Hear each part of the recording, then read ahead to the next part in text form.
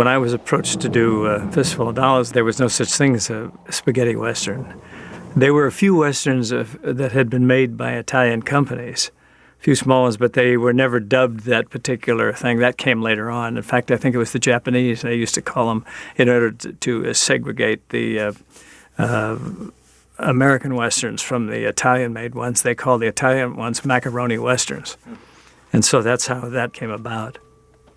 In fact, the idea of making a Western in Italy sounded odd, but then it turned out, well, we're going to make it in Spain, and the terrain in Spain it's very much like Arizona in some spots or parts of California.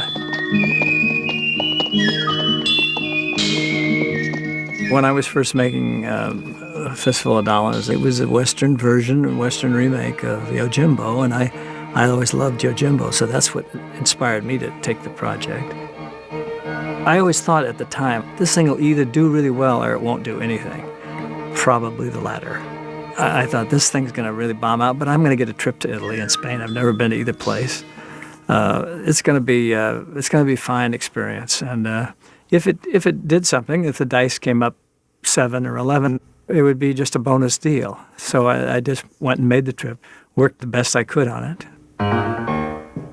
Well, it's true. I did bring a lot of my own equipment. I just bought some jeans.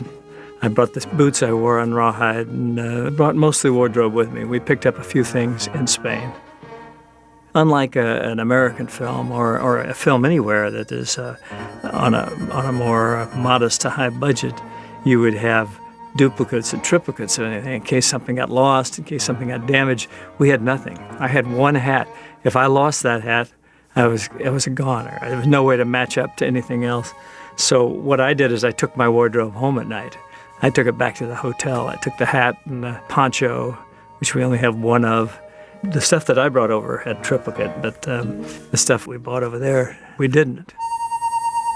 Sergio didn't speak any English, and I didn't speak any Italian when I first went over there.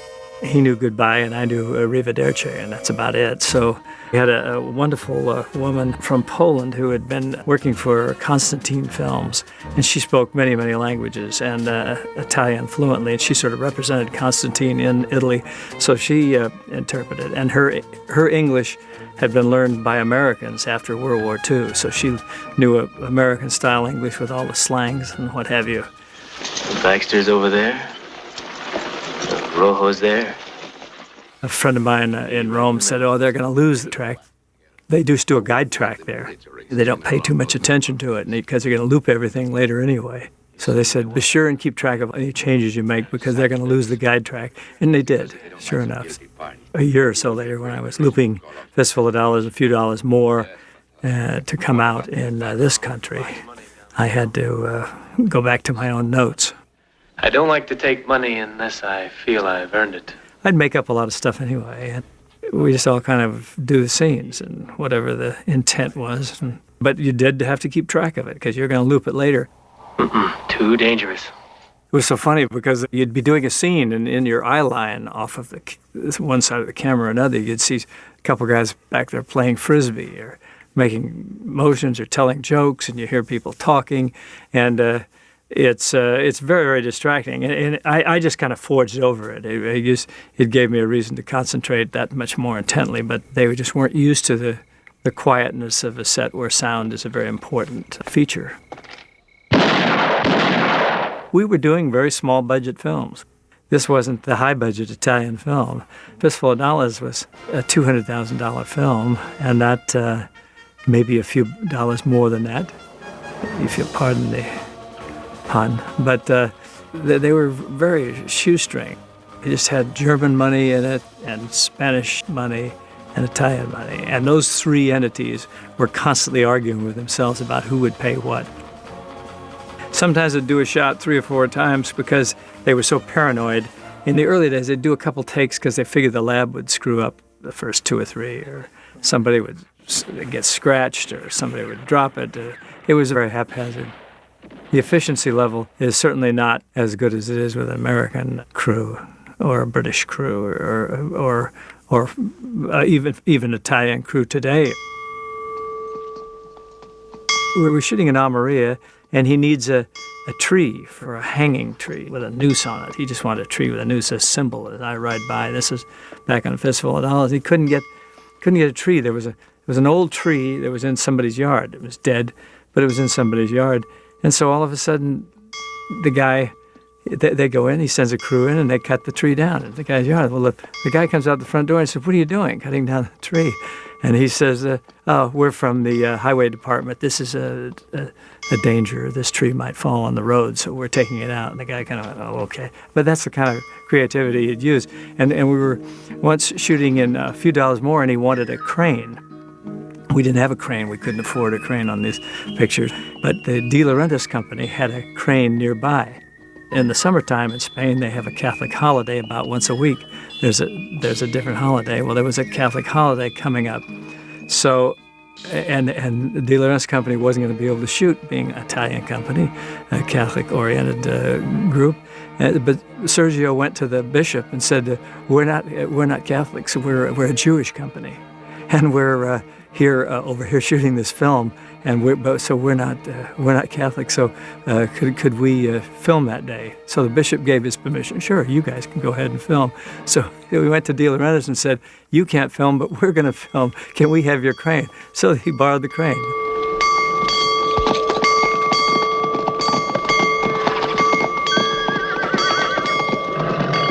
It was a great experience to look back on, but at the time it was kind of funny. I mean, now it's very funny.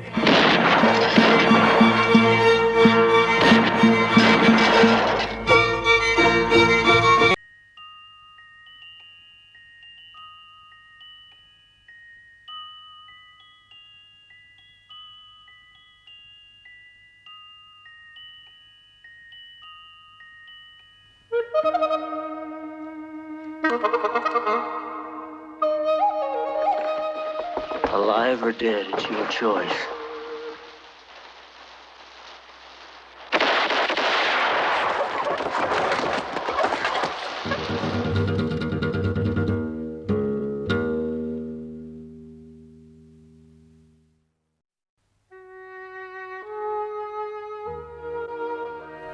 A Fistful of Dollars was the first big screen protagonist I played.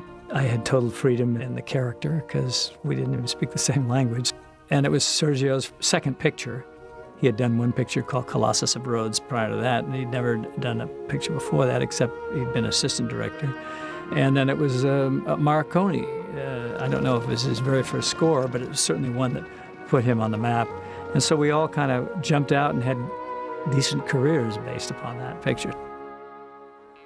After the first one took off and did so well, then the second one I thought would do well. I think I was one of the people who inspired him to do a sequel. Originally, Sergio wanted to have Henry Fonda in Lee Van Cleef's part because he felt that I had a similarity to Fonda. That would have been sort of a father-son, mentor kind of situation. He couldn't get Henry Fonda, and at that time he couldn't get anybody. Nobody knew Sergio, and the dollar pictures hadn't come out and been as effective as they were a few months later than that. So he goes to California, and he comes back with Lee Van Cleef. I said, "Oh, Lee Van Cleef, that's interesting." He always had a great face. And I used to see him around at Universal years ago. He was sort of a well-known character actor, worked quite a bit. Nice guy. He came over there and did the part. I thought it was interesting.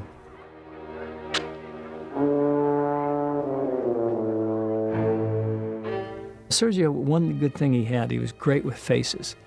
If you notice those films, all those faces, those gypsies he would use to play the Mexican guys in his pictures, he always got really good faces. He was very, very detail-oriented when it came to casting. He didn't just say, "Get me 4 or 5 people to be in the background here." Every one of them had to have a different look. I want the room right above. I'm sorry, it's occupied. It's too bad. The hotel's filled to capacity. It's free now. He loved life, though. He was a very humorous guy. And I was told that before I ever worked with him. They said he was a man with a great sense of humor. He loved to tell jokes. He was very, very funny. He loved to laugh, loved to eat. The first week I went over there on Fistful of Dollars, The first day of work, we broke for lunch, and all of a sudden, instead of breaking for lunch for a half hour like you would in this country, or an hour at the most, we sat down for a 2-hour lunch, and everybody's sitting drinking wine and eating spaghetti and everything. I thought, God, this is really something. The only problem was, after you get back from lunch, that next couple hours of work is just in slow motion. It's almost in slow motion, everything. And it's very, very hard to get back up to speed. So you sort of write off those 2 hours, and then you get into later on in the day, you sort of get back cooking again. I learned a lot just watching other people work. You just sort of see things that you like. You would say, if I'm ever directing, this is the kind of thing I like. And you also, conversely, you see things that you don't like. And you say, gee, if I'm ever directing, I won't do that. Sergio was very, very conscious of art. I know he did like painting. He'd see a certain painting and he said, that's the lighting I'd like for this sequence and that sequence. Sometimes he'd show me a picture and say, this is the kind of thing I'd like to duplicate here.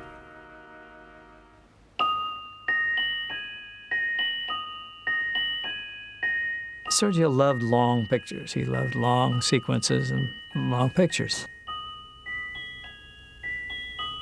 But if you're just telling a long picture to produce more production value, I think you can shorten some of that down. If you have a really depthy story and you need to have that time, then that's fine. And that's where he and I would differ, I suppose. He was a guy who was trying to become much more of a big production type director. He wanted to be David Lean.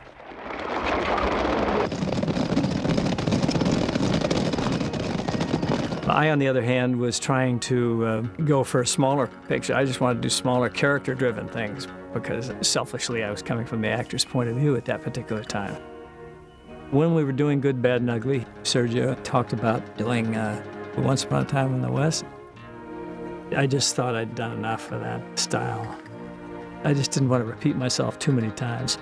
I thought it was time to come back here in this country and work on some other type projects. And I don't know why. There was no great intellectual strategy. There was just, it just felt that it was time to come back.